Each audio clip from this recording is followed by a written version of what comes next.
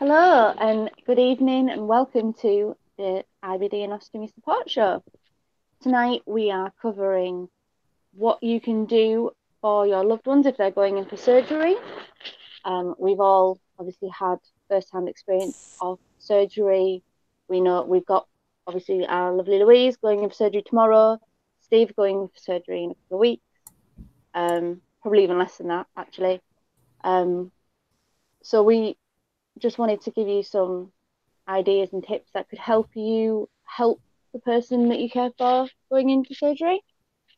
What have I been doing this week? Not a lot, thankfully, for a change. I did forest school yesterday and I tried to show the kids how to make like photo frames out of sticks and string. Most of them disintegrated before we'd even left the garden, which was fun. Still doing my DBT, still doing Blogtober. I think I'm just on the countdown for Steve's 30th birthday because that's coming up very quickly. He's younger than you. Yeah, he is. I'm 32. I'm 32 on my next birthday, and I look younger. Haha. Maybe not tonight because I feel tired as anything. But Larry Beth had her first parents' evening yesterday. They had no concerns. You can just all the things that they were saying. You can just tell she's got no attention span. She's her dad with that. Like she wants to learn, but she also can't be bothered. She's apparently with words. She's like, "Can I just do cat and dog? Because I know them ones." Rather than like pig and fox. So she's doing really well. She's going to be in the Harvest Festival singing in the choir next week, which I'm quite looking forward to. Not that she can sing any of the songs at home without music, so that's something I'll be working on this weekend. I'm going pottery painting with some of the mums from school. So if anyone had spoken to me over the summer holidays, they knew how much I had anxiety over meeting new people, doing things, leaving the house. I have no choice in leaving the house right now because she has to go to school. Even if it's just for my sake, for my sanity. But so it's all right. We go for coffee at least once a week. To a cafe that I can't wait to take Natalie and Rachel to when they come up. It's a very Rachel place. So that is me. I will pass you on to Natalie. Hello, I'm Natalie, aka the Squealy Mummy. I'm just about to knock everything off. I've not been too busy. I've been having a bit of a month of ill health, really. I've had colds and sickness bugs and all sorts, and then I started to get better and my arthritis has decided to flare up this week. I think it's just the change in weather, but I went to the doctors on Monday thinking that I might have had an ear infection, but actually it's just my jaw, the arthritis in my jaw causing all the problems. So yeah, just lots of pain relief, really. I've not been able to do an awful lot. It was Leo's birthday on Monday and he turned 10. So I have a 10-year-old, which is completely crazy. But he had a really good day with his dad. He was at school as well, bless him. But I get to pick him up tomorrow. It's Ancient Greek Day, so apparently I'm going to be picking up an Ancient Greek from school. But we've got all his stuff ready. We've finally got balloons and cake and that today. So, and it's their half term next week. They're off the week before a lot of the other kids are off. So they'll be here till Wednesday, which will be nice. Otherwise, I think that's about it. I've got some hospital appointments next week. 2 in 2 days. One's actually with orthopedics, which I'm going to cancel because it's one of the days I've got the boys and obviously I don't have them that much. So and with it being orthopedics, it's not one I have to go to. It's just sort of a check-in to do with my knee that locks. Wednesday I've got to go to eye clinic, but I need to go to that one to make sure everything's moving along nicely with plans for whatever they're going to do with this eye. Uni's going well. I'm really loving my course, like loving it. So it's an easy thing to work on because I actually really like doing it. And I think that's about it. What about the campaign? Yeah. I was speaking to Steve last week, and he obviously started Sick But Invisible, the campaign to raise awareness and help support people with invisible illnesses. He started it about 2 or 3 years ago. He's had Steffi on the admin team for ages, but it's sort of been, he's not been well for sort of like 2 years, having his feeding tubes and this and that done, and he's sort of dropped off from it a little bit. And it all went quiet. Obviously, all the admin themselves have invisible illnesses, so it just sort of went a bit quiet. And I said to him last week, I really think he needs to do something to keep himself busy. He has a big issue. The fact that he can't work really gets him down. And I just said to him, I think it would be really good for you to sort of be doing something again. And he really enjoyed and was really passionate about the campaign. So I offered to help him, which I haven't sort of done before because I wanted to, it was his thing. But we're sort of like over 2 years in now, and it's kind of stuck with me. So we're not going anywhere. So I set up an Instagram page. There is a couple on there for Sick But Invisible, but if you check, it's the one, it's the _Sick But Invisible _ campaign. That's the one that will be posted on from now on, because we can't get on the other ones. And to kickstart it, he's going to be doing Movember, which is a bit of a challenge for him. Anybody who knows him knows he's had his chin strap for ages. But he really struggles because he gets psoriasis and he gets patchy beard due to sort of medication and just general malabsorption and stuff. He gets quite self-conscious about it, and it really affects his OCD as well. Like, I've seen him actually get a ruler out to do his chin strap before because it's got to be completely perfect. And so it's definitely going to be a struggle for him, but he's going to do it. He mentioned it to me and I was like, right, that's it. Made the post up and I was like, you've got to do it now because I've put it out there. And he started to get sponsors. So if you go onto the Instagram or the Facebook page, there's the link to sponsor him. And hopefully with the money, we're going to half and half it. So we're going to give half to the actual Movember charities, which is men's health charities. So particularly Steve's interested in the men's mental health charities from that, and the other half will go to sick people so that we can restart doing the You Are Visible boxes.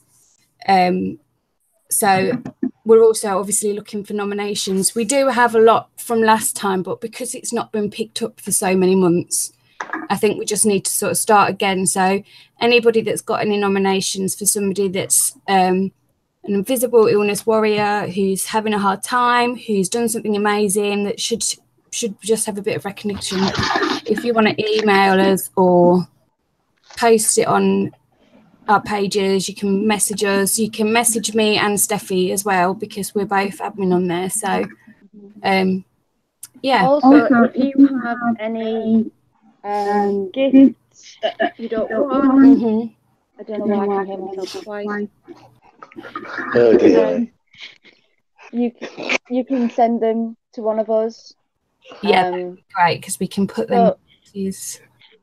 So, for instance, if you got like a pack of self-care kind of pampering stuff, but you don't use face masks, you can send them in to us. We can put them into the boxes. Like, say someone just got you a god-awful present. We're the perfect way to re-gift it to. Not that we want to give people god-awful presents in the boxes, but someone else might think it's absolutely perfect. Exactly. You know, that's why we're all individuals. Dashing. Luckily, because Steve gets his TPN every 2 weeks, we get boxes and boxes and boxes. And on Wednesday, I was like, right, we need to keep some of these. So he's put them in the shed so they're out the way. But I was like, these will be perfect. So, and also, got any talent. So if you make things and want to donate some of whatever you make, then that would be great to pop in them. Yeah, definitely. Yeah. Were you going to say something else? Oh, it doesn't matter. It doesn't matter. But yeah, that would be awesome. And I'll pass you on to Rachel now because I've spoken for ages. Sorry. Okay. Hi, I'm Rachel, aka Rockin' Two Stones. Not gonna lie, really struggling. Really struggling. I probably shouldn't be on tonight, but I am. I haven't been on for ages because I've been so busy. I won the award and I did a few other stuff, but I just overcommitted. Too much work this week. Struggling mentally. Struggling to eat. I'm just really struggling. Which is hard to just outright say because I like to think that I'm Superwoman, but I'm not Superwoman. And I think I'm worried that I've got Steve's operations next week and there's just so much on my plate and worried about him. He's worried about his operation, and I just, yeah, I'm just trying to. I think the weekend I'm going to turn my phone off and not speak, be online if I can, because it's partly my own fault that I took too much on. But the survey's launched this week for the Ostomy awareness, which is like kind of been my baby and my passion, and I'm really proud that it's up. And we've had like 238 people responded within a day yesterday, so I'm really excited because my personal goal was 500, so that's really great. It's just I think everything this week has just sort of happened all together, which has added more work. Who else? Graham's having his Botox tomorrow on his bladder, so he's waiting to go into room. So wishing Graham all love. And then Louise's got her operation tomorrow. Steve's got his next week. Who else? There's other people that are in hospital. Talia's just come out of hospital. She might still be in hospital. Is she still there?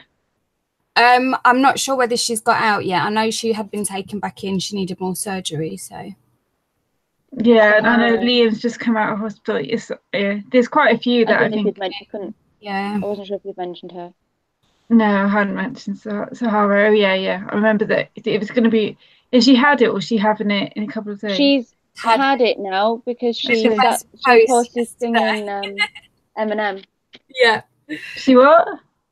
She did a post with Eminem song lyrics, but changed to be about her stoma. It was really good. Oh, did she? Oh, I have to look that. I didn't see that. It was good. It was really funny. Yeah, I'm going up to Birmingham next week and I'm going to just try and slow down a bit. So that's me. I'll hand you over to the invisible Steve that's gone. And I think he'll be back because he's having problems signing in. So the topic for tonight. The topic for tonight is what would you do for what should you do for people that are going in for surgery or had surgery from the viewpoint of someone who has had surgery? I think my biggest thing, it wasn't surgery at the time, but in my previous relationship, I had a lot of stress put on me about getting out quickly. And it was sort of like phoning up, not, are you better? How are you feeling? It was, what's the doctor said? Are you getting out today? And I think that's one of the worst things you can do to somebody who's really ill or just had surgery, to add that pressure on. So don't do that. Shall we hand back over to Steve since we can see him now? Hi, Steve. Can you see me now? Hello. Yeah. How you doing? All right. Yeah, We've done our fine. introductions. You do yours.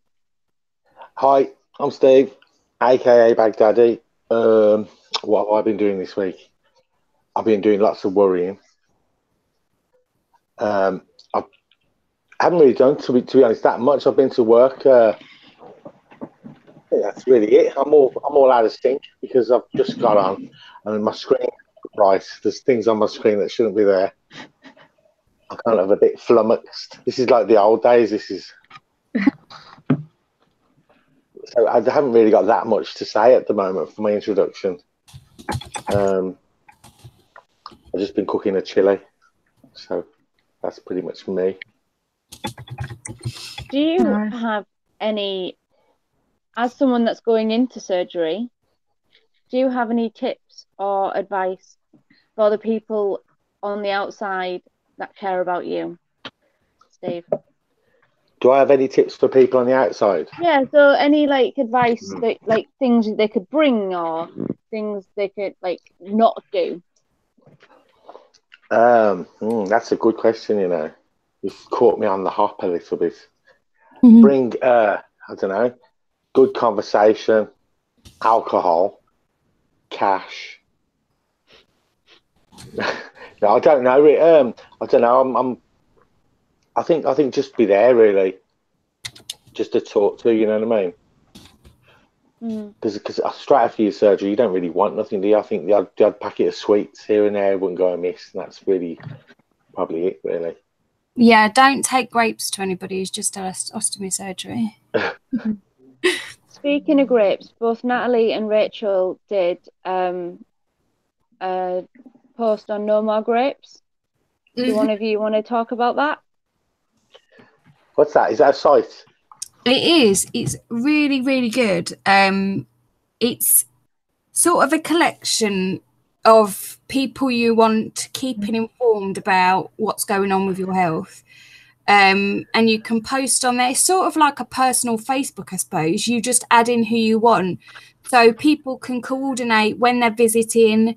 And if you need anything, you can pop it on there. Do you know when you don't want to be posting on Facebook for everybody to sort of see, but you don't also want to be sending out 10 messages to all your friends and family? You can go on there. You just sign up. It's all for free.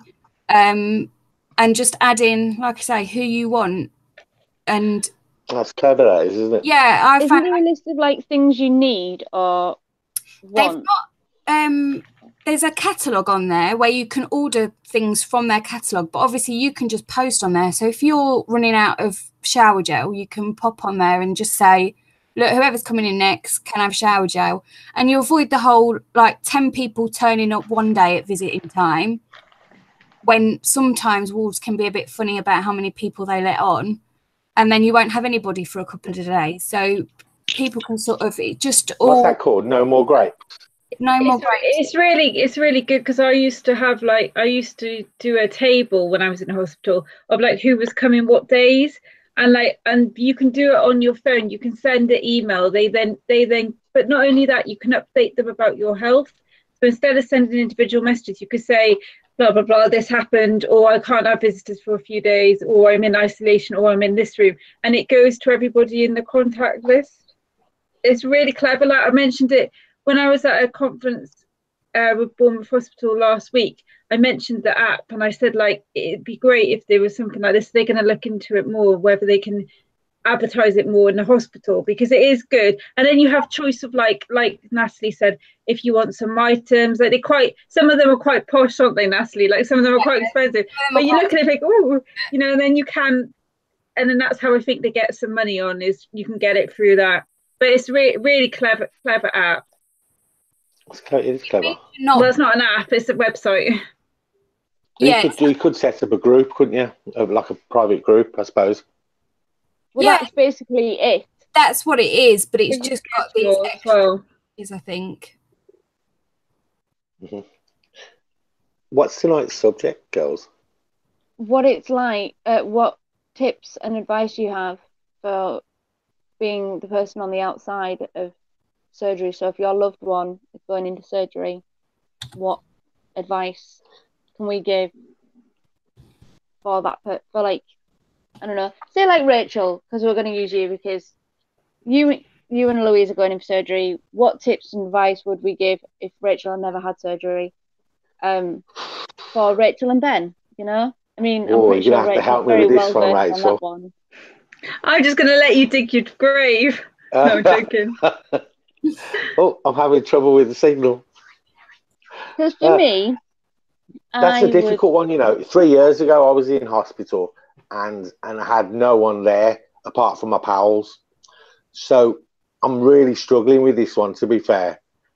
You know, I was talking to about 5 or 6 different mates that were coming up, and that's it. And mates, you know, they'll bring you sweets, they'll bring you a bit of chocolate, because all you're eating is your 3 basic meals a day. And just be there, really, when you sort of need a bit of company. But I'm struggling with this one, because this is like, it's 3 years ago that was. See, for me, it's don't talk about hospital stuff. Talk about what's going on in your life, because we've just got like the bay or the 4 walls if you're in a room. We've got absolutely naff all happening. We don't always want to be talking. Like the first 5 minutes, oh yeah, like talking about your health or what's gone on, what the doctors have said, fine. But we don't want to be talking about that. We want to be talking about other stuff. So even if, you know, you just sit there and show pictures of your cat or, you know, your kids or something, it doesn't matter, because it's something not on our surgery, whether it's before, after, you know. It's just because, like my friend Louise, we had our stomas made the same day.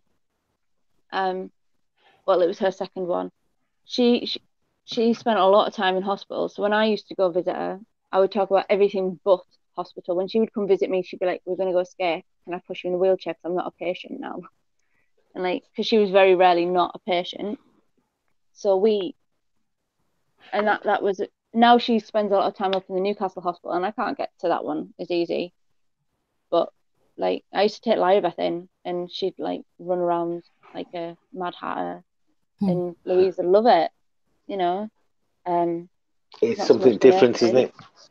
Yeah, takes your mind off, especially if you have anxiety or you're feeling a bit low. Like, you're going to feel mixed emotions after your surgery. It's normal, you know, even if that's just the anaesthetic, because that can take a while to stop you feeling like bleh. But you just want to, something just take your mind off it. I think taking you off the ward when you can as well, do you know, to like go down, like my friends would come and pick me up, and at first I had to be in a wheelchair, but they'd take me down to Costa, and just being able to get out of that room that I was stuck in was always helpful. Well, the LGI, when I used to be in the LGI in Leeds, on the top floor there was a Burger King. So like, my mum, or when I came off like TPM, my mum would take me up to Burger King, and like my local hospital has just this little restaurant. But then again, I used to bugger off all over the place anyway on that ward, because my dad's security, and I'd be like, "Dad, I'm coming with you." And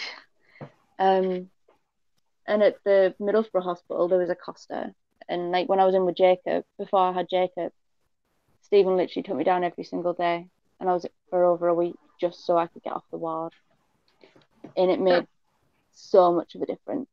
That means a lot to me as well. Like when I in hospital, especially the one friend Phil, when he comes visits me on Sunday night, he'll always visit, and we'll always go to canteen unless I'm unable to. So when I was in for 3 months 3 years ago, and I was in isolation in the side room, I wasn't allowed to leave because I was in isolation. That was really tough. But we used to play card games, and I agree with what you say, not talking about health stuff. It's kind of going to be really strange being on the other side for Steve next week, because I'm so used to being me, the one that goes through it. It's going to be strange sort of having to go through it the other side, and like it's an unknown territory for me. It is. And knowing exactly what to do. Like, do you know what I mean? Like, I've visited lots of people on the ward. I've gone visit loads of people, but it's different when it's your partner. It is. I find it much harder dealing with Steve than with me being in there, because it's exhausting, the whole travelling. Obviously, because he's in Leeds, it's a long travel to go and see him. But I'd just rather be in there myself, I think. I think that's why I'm a bit apprehensive of like how it's going to be. And then if everything goes all right, and sort of like, obviously, but you got to be there early Thursday. It's Thursday, isn't it, Steve? Yeah.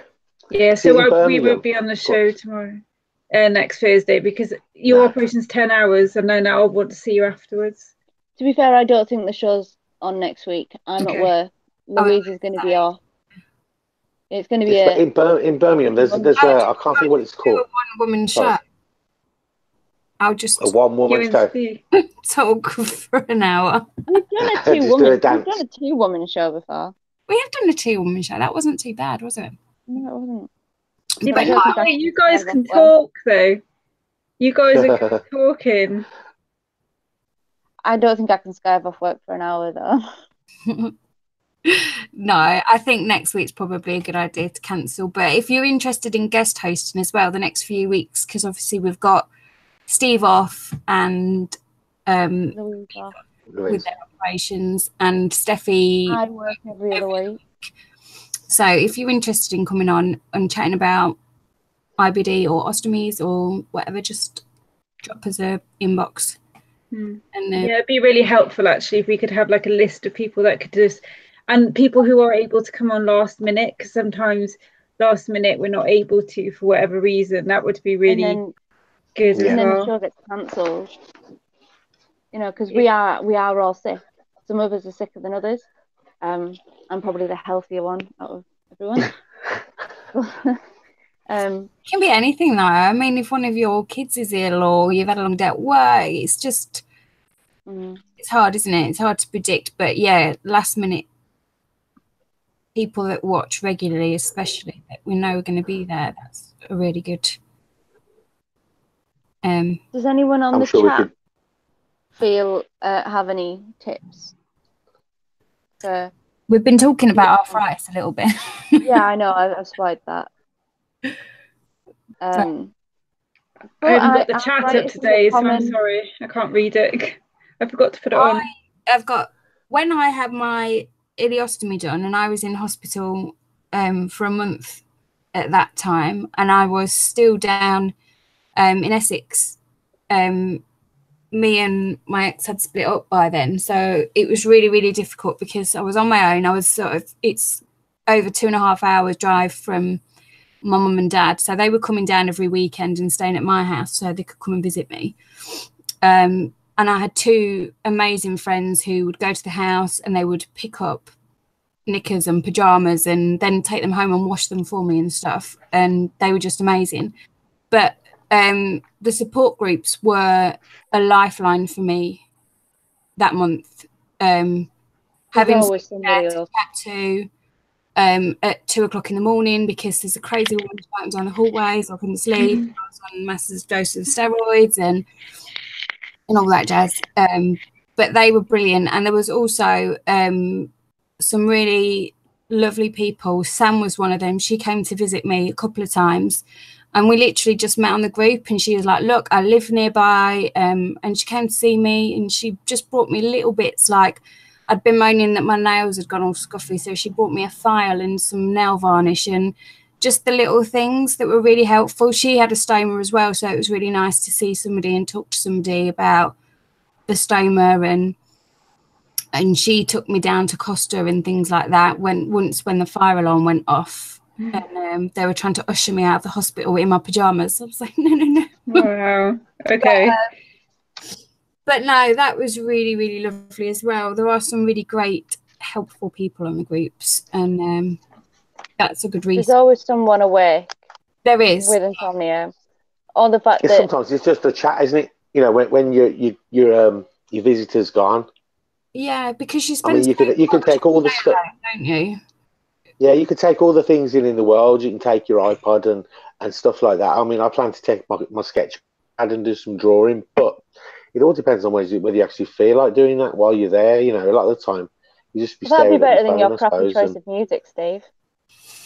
Shut up. You know nothing about music, girl. Oh, Steffi knows about your music list, because I messaged her on the plane going, oh no, Steffi, I lost my lip and I've got Steve's. Oh no. I know. No, but you had the old iPod with loads of old stuff that wasn't even my iPod. But I've got a fantastic choice of eclectic music from around the world. But I love my hip hop. Music's one thing that gets you through a lot, because I used to go to sleep with it and everything because of the noises. So I was constantly had an earphone in, just listening to music. Well, I was in hospital last week. I think it was Thursday. Went to work and then come out at 11 and went to A&E and got kept in. And while I was in, they literally gave me a pain relief and just observed my output. That was it, really. But while I was in there, I was really quite worried about me snoring, because apparently snore. Apparently, I could hear you down the corridor. Really? Anyway, Could you, Steffi? No. Yes. So no. So I've gone in, right? There was a young lad next to me. He was 30. There was all old boys in. So there's five boys in there. One of them's a youngster, and all the other one was older. Now I've woke up at 2 in the morning, and 3 of them were snoring. There was a chap in front of me who I found out had Alzheimer's. So he was shouting out random names, and his arm was shooting in the air, and he was like, and I was answering him at first, saying there's no one called Rita in here.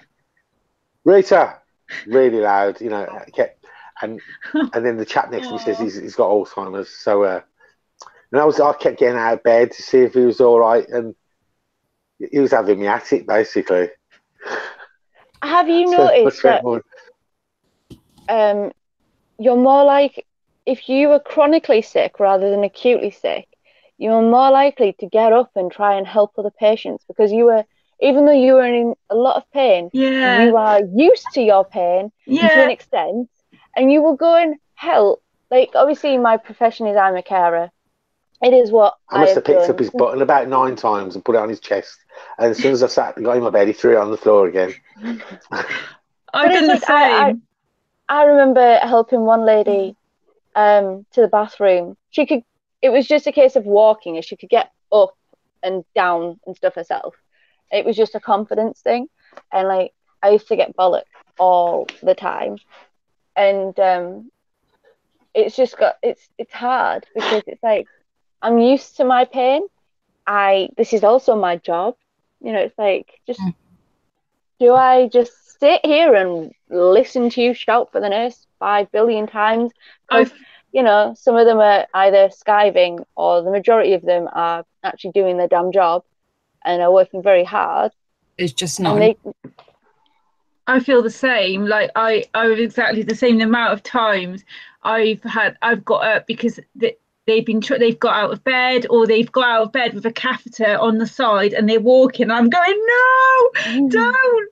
The amount of times, what I've worked out what works really well is if they're really struggling at night, because it seems to be that when they've got dementia or that stuff at night, it's worse. What I do is I ask them, do you want the radio on? This one lady, when I was in one time, she was really quite bad at night, and she was really confused. So she loved music anyway. So I put the radio on. As soon as I give her the radio, it eased it. All they have to do is have a volunteer that goes around and offers the radio to them if they want it. Put on the hospital radios, old music, or like other radio stations, and they're able. It really calms them down. So that's what I do now. I ask them first if they want music, and then they're quite quiet, and it's So it works. The music works quite well.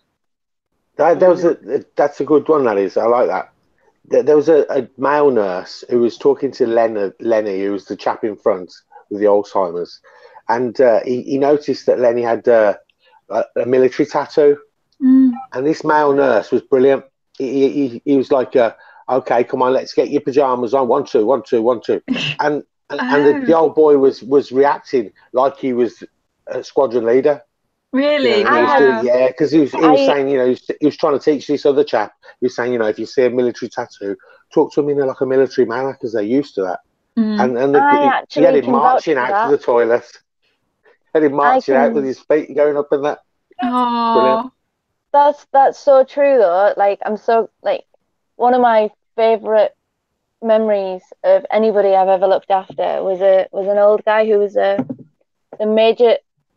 sergeant major of the signals department. You could not get any higher than him, and the amount of times, like, his family, he had a lot of kids, and like they'd spend an awful lot of time there. Really, such a close-knit family. It was beautiful, and they made you feel like family as well. They used to, if they hadn't met me before, they'd get really confused at why their dad was marching up and down the corridor, because I was an air cadet, and pretty much all basic drill calls are the same. So I'd be like barking like things at him, like attention and like stand at ease and don't stop grabbing your Zimmer frame, because he had a habit of proper standing. And I'm like, no, your Zimmer frame, please don't. And like he, like, so many people struggled with him, and I was like, I don't understand how, because I find it so easy. And using the fact that that I knew some military drills and he was in the military, it made it so much easier for me to get things done. And it's person-centered, which is what they're all supposed to be like nowadays. Yeah. Everything's supposed to be person-centered. Next time I'm taking a bugle in with me, I think, to call Rivali in the morning or something. I'll get loads of phone calls now saying it's not Rivali in the morning. I don't know what it is, so... I don't know what you're talking about. You're talking like another language. I'm going to Google that now.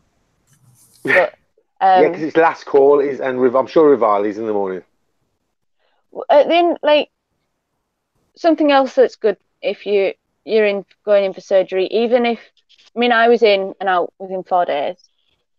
I went in on the Thursday. I think it was the Thursday, and then I was out by like the Tuesday, so maybe 5 days.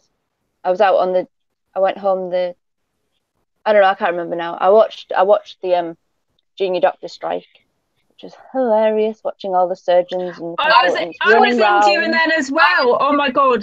Through the 6 months of it, I was in most of that hospital stay.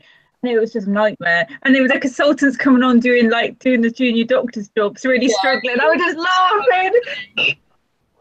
It was really good.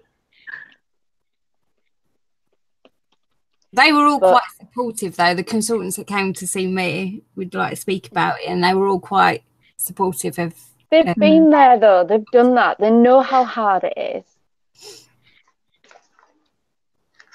The other thing I thought I'd mention was if you're buying gifts for people that are in the hospital, I think Rachel's reviewed these as well. I didn't personally, it was Steve. But Inga Wellbeing are a company that makes hospital pyjama sort of loungewear clothes for people with tubes. Shall I go get mine? Oh, actually, I don't know where it is. What's the company called? Have you said it? It's called Inga Wellbeing. Yeah. And they've got like poppers. Press studs, aren't they? So wherever you've got lines in, you can stay covered up and they're comfortable. And even Steve wears his all the time, and he ends up just in pajama bottoms because he gets so frustrated with it.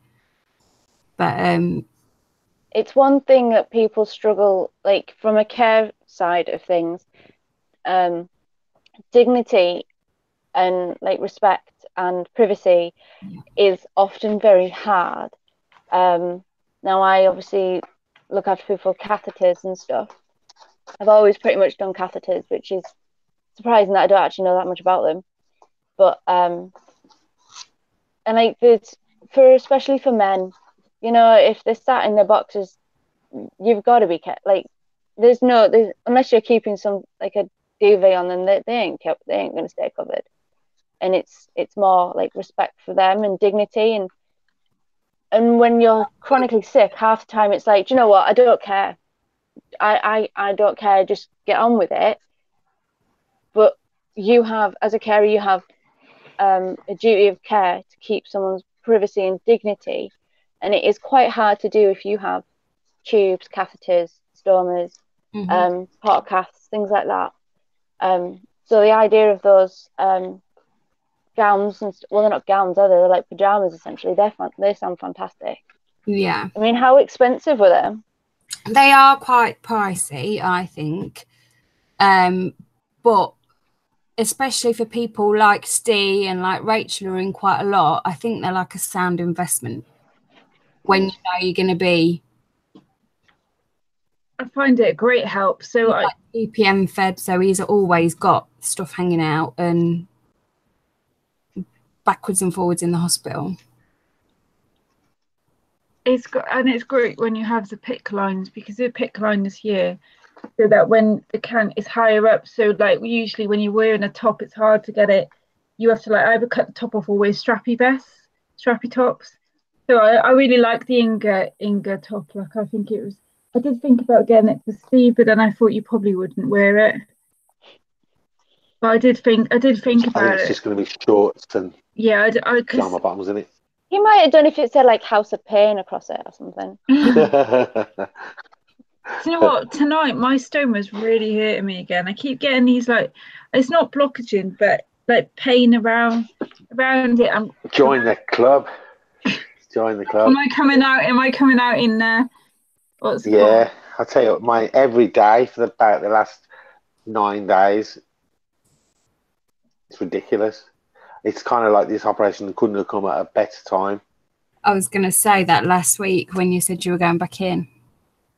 It needs to. Yeah, it's mad, you know, because I'd had this pain for 4 days previous to that, and I had like 2 blockages, but every day presented itself like a blockage. And now I didn't even eat the one day. I kind of had breakfast at 9 in the morning, and then 7 on the night, when obviously my bag had been emptied well before then.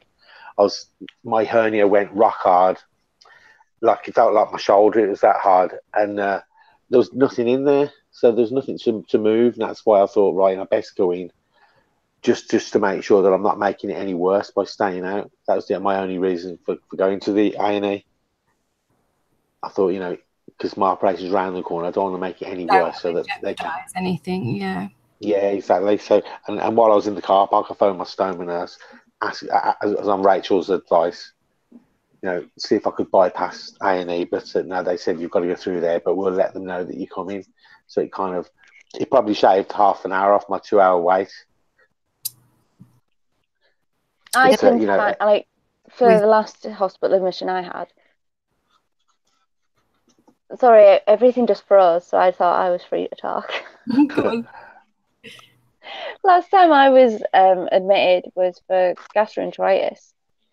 And I knew I wasn't well before my output started going funny, and I kept on saying to my doctor, I was like, I need to have some fluids. Like, I don't feel right. I need to have some fluids.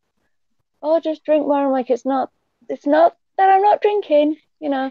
So I rang my stoma nurse, and she was like, I can't just bring you in, unfortunately, because she had me admitted onto the ambulatory ward, which is obviously the temporary ward where you're only there for like a bit. So she admitted me onto that once to get some fluids.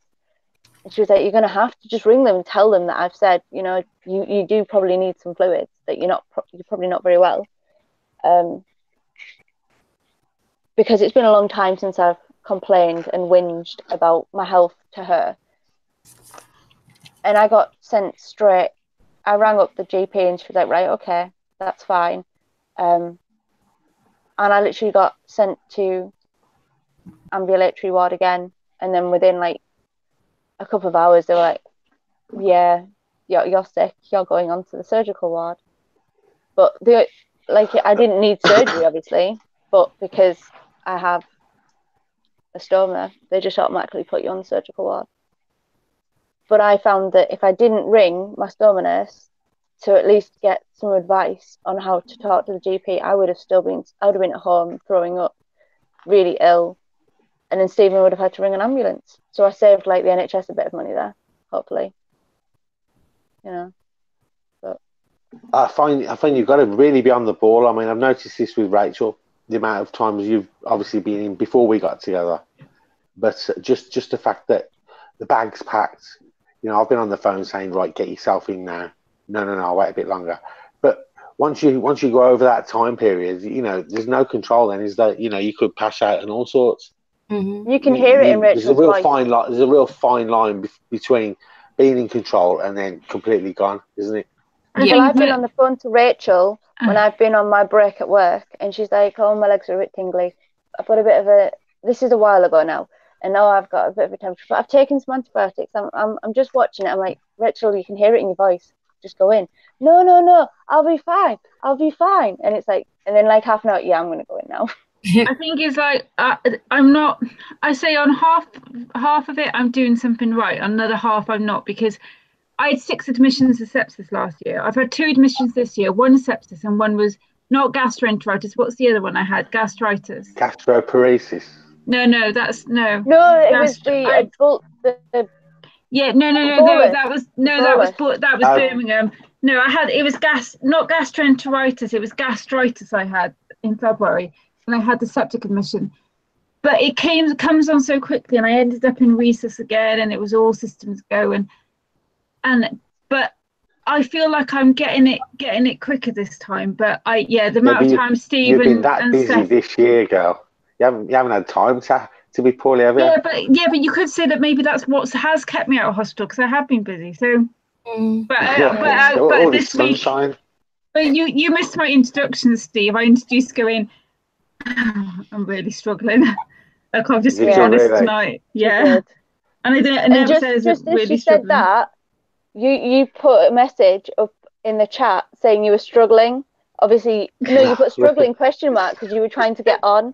And it was so perfectly coincidental. That's mad, that is, yeah. That's really weird. But then again, we don't have well, I can only speak for myself, but I've never had sepsis. No. I've not had and even if I had, I would never have had it to the extent Rachel has. So I understand why she doesn't go in at the drop of a hat. But it's like, why do I have it 10 times? This is what I went to a consultant appointment. So I went to an appointment last week, right? I went to a urology appointment last week. And he sits there and he says, yeah, this isn't good. Yeah, I know it's not good. I've had sepsis 10 times. Your body's not clear of infection. Yeah, I know. This isn't sustainable. Yeah, I know. And then he said, oh, well, maybe we can give you a UTI injection, which I'm thinking, oh, fab. Like, you know, maybe that can help. Then thinking, yeah, but that isn't going to work because I don't have a bladder. Like, it's for women, not for men. And so this guy sort of registrar suggested this UTI, and when I actually UTI injection, when I looked at it, I'm not gonna. And I spoke to some of the consultants I'm working with, and I said, "Do you think I'll be eligible?" And he said, "I don't think so, because you don't have a bladder, and because I have kidney infections, not bladder UTI." And it was just like, it's sort of, if you're not sure, and he did say if you might not be eligible, but don't mention it if you're not sure. I mean, it's interesting that there's even a vaccine out there. Yeah, but not a vaccine, but like a it's a vaccine, but it's called a vaccine. But I've read that it has been good for some people, but other people that have had like catheters, it hasn't really worked. So like, and a friend on Twitter that I've got who's also an advocate, it hasn't really worked for her. But it is interesting because it makes me wonder if it does help for people who have regular like cystitis and UTIs, because then it might help women. But it's not. But I had never heard of it before. Had you? I hadn't. Because I said to you about it possibly being something that Riley could have, but obviously women, he's got hydronephrosis, so he's got a high chance of getting UTIs. We have to be sort of on the ball with his fluid intake and things like that. But I'd never heard of it. It's perhaps ask them, Natalie. Like, I think from the literature I've read, it seems to be women. But I think it's to do with, like, I don't understand, but I think it's to do with the flora, or you know, and that's what made me think, well, if I don't have a bladder, would I even qualify to get it? But I suppose anything's worth a try, because I feel like I've got this ticking bomb that I don't know when it's going to hit, when sepsis is going to hit. And I've had a few kidney infections recently. Last week I had antibiotics and it's cleared it. So at the moment, the routine of me having antibiotics in my drawer when I need to take it is working. Yeah. It's just when it goes over that point, I get resistant to this type, some resistant to a few, then it's how we go from there. I've just thought, you know, by the time November rolls round, there'll only be the Ken Barbie bums will finally outweigh the non-Ken bum Barbie bums.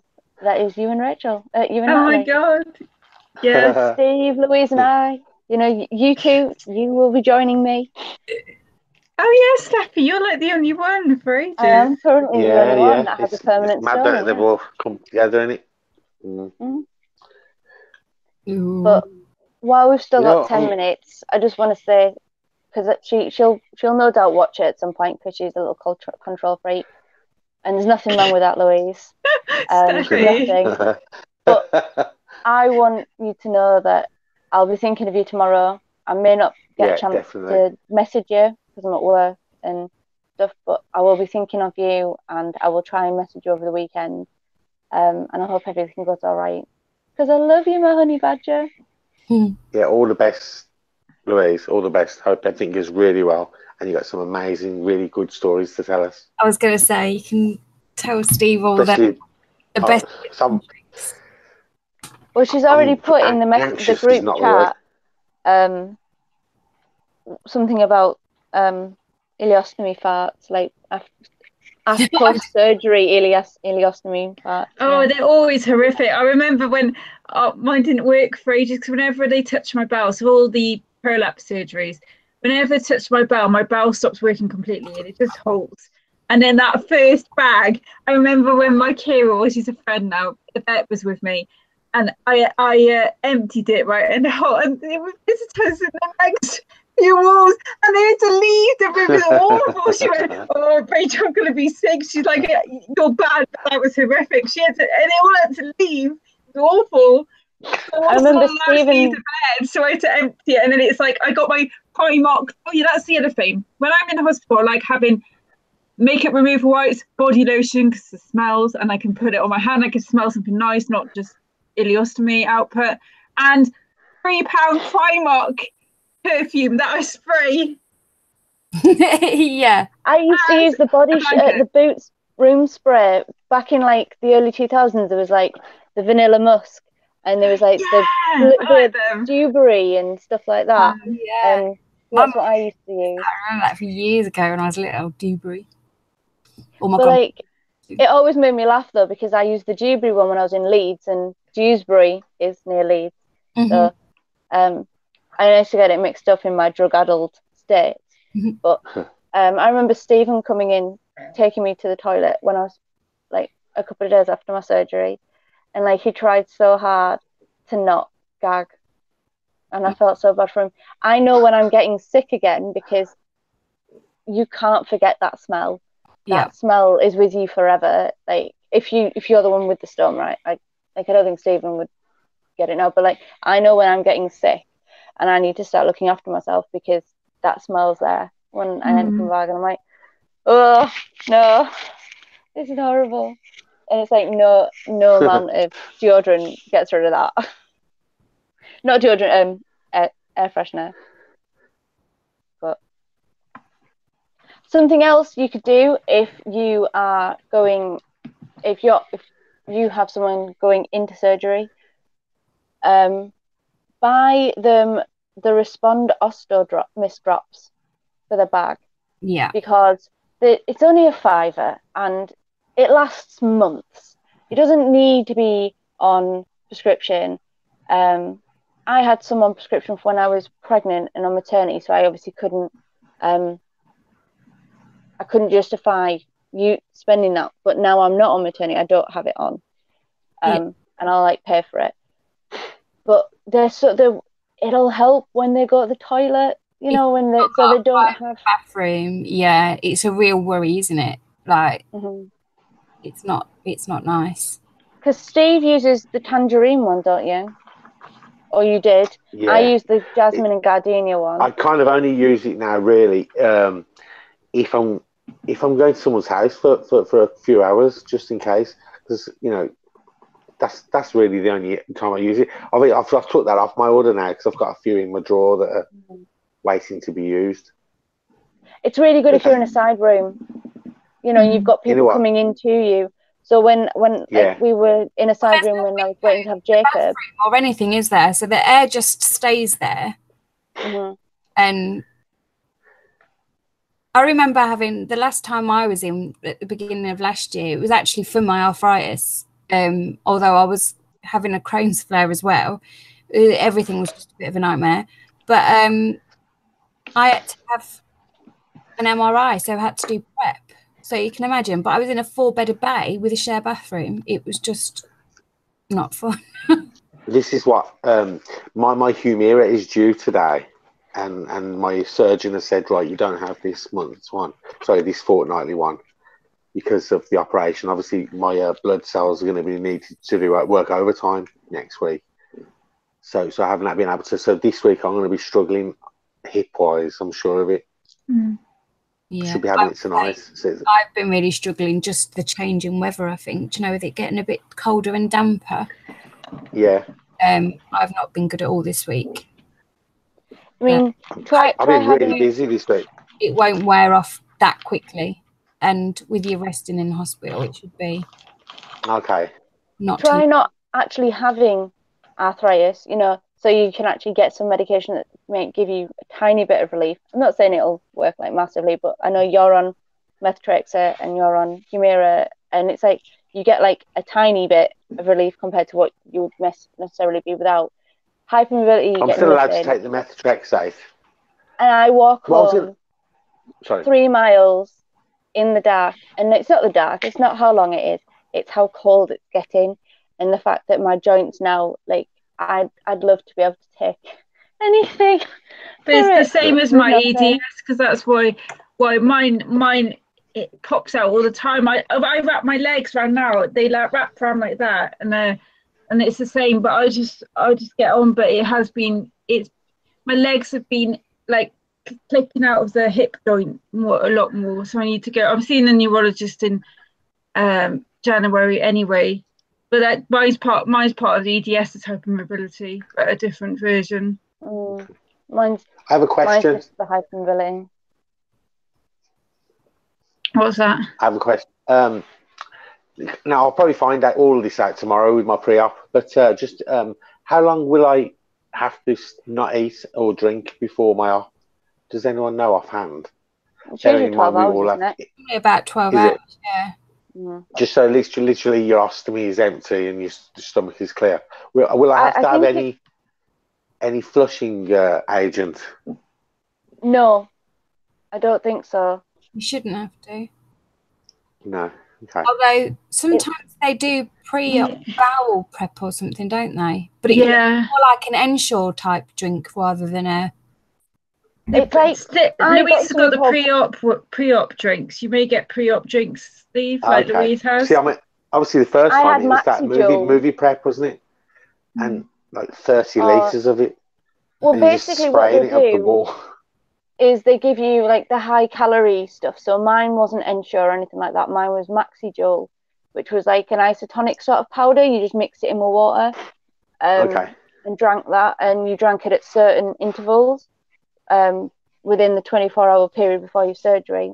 And that was just to give your body some calories so that it didn't start to like, not shut down, but, you know, like get weak. Yes. But yeah, as far as like, with my J pouch, I didn't have any bowel prep whatsoever with mine.